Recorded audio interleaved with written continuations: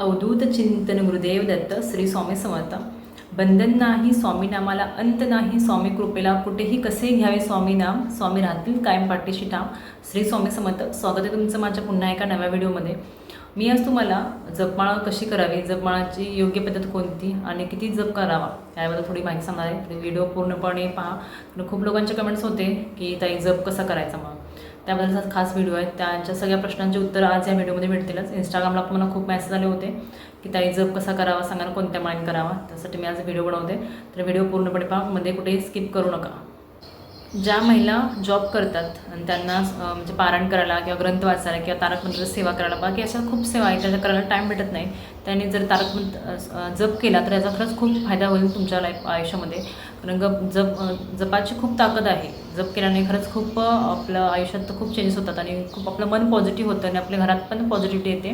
कारण जसं आपण एक्सरसाइज करतो, योगा करतो, त्यानंतर आपलं जेव्हा अशी बॉडी फ्रेश वाटते, आपल्याला फ्रेश वाटतं, नैराश्य जातं आपलं, तर पॉझिटिव्हिटी येते. तसंच त्याप्रकारे जप जरी केला ना तरी तुमचं खूप पॉझिटिव्ह वाटतं आणि तुमच्या घरातलं वातावरणसुद्धा पॉझिटिव्ह होतं. आणि जर सकाळी संध्याकाळी तुम्ही पूजा करतात, दिवा अगरबत्ती लावतात, तेव्हा जर तुम्ही 5 मिनटं जर श्री स्वामी समर्थ असा जप केला तर खरंच तुमच्या आयुष्यात खूप चांगले असे परिणाम होतील, खूप छान तुम्हाला अनुभव येतील. जप किती माळी करायचा, तर आजकालच्या धावपळीच्या आणि बिझी शेड्यूलमध्ये ना काही लोक 3 माळी करतात, काही 1 माळ करतात, तर काही 11 माळी जप करतात. सगळ्यात उत्तम जर असं असेल तर 11 माळी जर सगळ्यात उत्तम हे आहे तर 11 माळी तुम्ही जप केलेलं. कारण 11 माळी जप केल्यानंतर जे एनर्जी येते आणि जो आपण म्हणजे नामस्मरणामध्ये गुंफून जातो ती वेगळीच एनर्जी असते.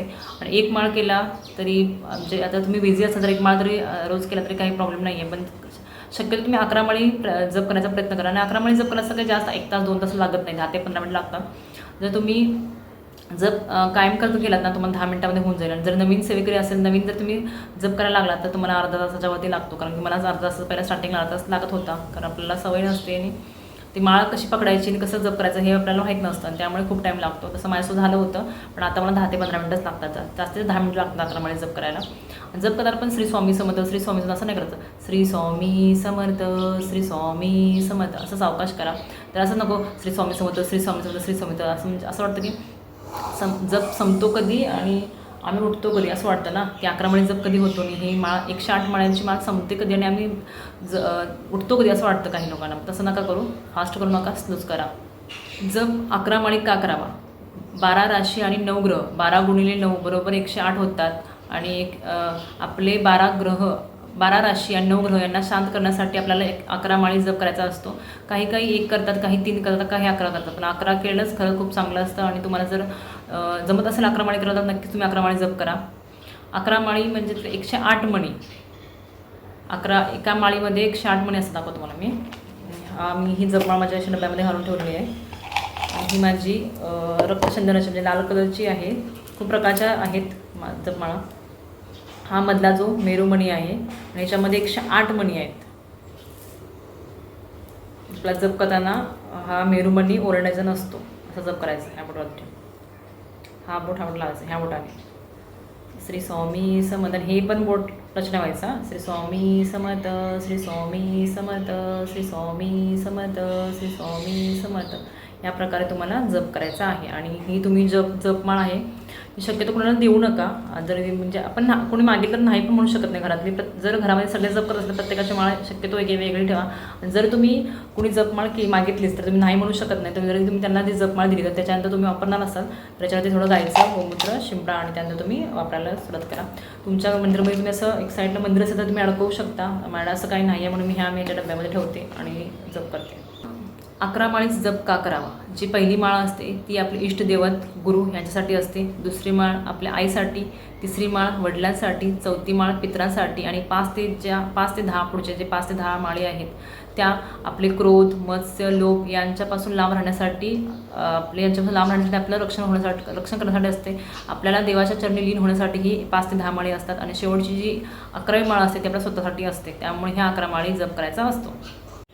तुम्ही जेव्हा जप करायला सुरुवात करणार आहात तुम्ही पहिला 1 माळ करा, म्हणजे पहिल्या दिवशी 1 माळ करा, असं हळूहळू तुम्ही संख्या वाढवत जा आणि पण तुम्ही 11 माळी करायला सुरुवात करा. कारण तुम्हाला जसं तुम्ही करत जात 1, 3 त्यानंतर तुम्हाला सवय होऊन जाईल 11 माळी जप करायची. तेव्हा तुम्हाला बसायला पण कम्फर्टेबल होईल की म्हणजे तुमचं मन पण लागेल त्याच्यामध्ये. रोज जर फर्स्ट टाईम तुम्ही 11 माळी करायला गेला तर तुम्हाला जमणार नाही. ते काहींना जमू शकतं पण काहींना जमणार नाही. कारण काही आणि आपली कामं पण असतात आणि काहीचं मन इकडे असणार, काहीच तिकडे मन. आणि जपामध्ये जी शक्ती असते ना, ती शांती आहे, ती कशामध्ये नाही आहे. तुम्ही जप करताना ना एका जागी शांत बसा, का उठू नका आणि शक्यतो फोन वापरू नका.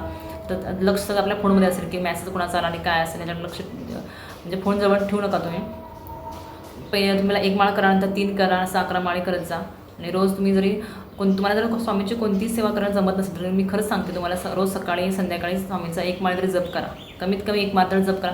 जर तुम्हाला हे जर शक्य नसेल तर तुम्ही सकाळी उठल्यानंतर जेव्हा आम्ही गरम पाणी पितो किंवा काही लोक कोमट पाणी पितात, काही लोक थंड पाणी पितात, ते एक ग्लास असतं, त्याचा ग्लास ठेवायचा आणि श्री स्वामी समर्थ स्वामी समर्थ म्हणजे आपला उजवा हाताचा ते ग्लासमध्ये ठेवायचा पाण्याच्या, आणि त्या 11 वेळा श्री स्वामी समर्थ म्हणायचं आणि ते तुम्ही पाणी पिला तरी खूप चांगलं होईल.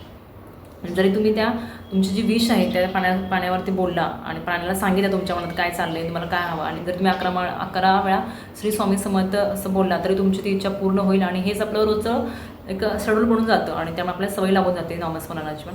आणि नामस्मरण करण्यासाठी एका जागेला बसायला पाहिजे असं काहीच नाही. तुम्ही उठता बसता झोपता कुठे गेला तरी नामस्मरण श्री स्वामी समर्थ बोलला तरी काही प्रॉब्लेम नाही. ही एक अशी सेवा आहे जी तुम्ही कुठेही जाऊ शकता. जर लेडीज असेल त्यांना मासिक धर्म आला असेल किंवा सुतक असेल किंवा काही असेल तर तुम्ही कोणती सेवा करू शकत नाही आणि तुम्हाला जमणार पण असेल काय केलं, पण श्री स्वामी समर्थ बोलायला काहीच लागत नाही. म्हणजे कुठली अडचण नाही, बंधन नाही. आता म्हणतात ना, बंधन नाही स्वामी नामाला, अंत नाही स्वामी कृपेला, कुठेही कसे घ्यावे स्वामी नाम, स्वामी राहतील कायम पाठीशी ठाम. खरंच सांगते तुम्हाला, तुम्ही कुठेही कधी स्वामींचं नाम घ्या, स्वामी राहतील कायम तुमच्या पाठीशी ठाम. मी काही महत्त्वाच्या गोष्टी सांगते. तुम्हाला जर जप करायचं असेल तर तुम्ही रोज नित्यनियमाने जप करा, सातत्याने जप करा. तुम्ही जसं जप करत जाल तसं तुमचं मन पण पॉझिटिव्ह होऊन जाईल.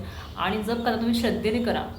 प्रत्येकाला सांगते, जप करताना श्रद्धेने करा, मनोभावाने करा. कारण तर ताईने सांगितलं त्या असं जप केलं असं होईल तसं होईल आणि तुम्ही करा, असं नका करू. मनापासूनच जे करायचं मला ते मनापासून करा. कोणी सांगते म्हणून करू नका. तर मी सांगते तुम्हाला जप करा म्हणून करू नका.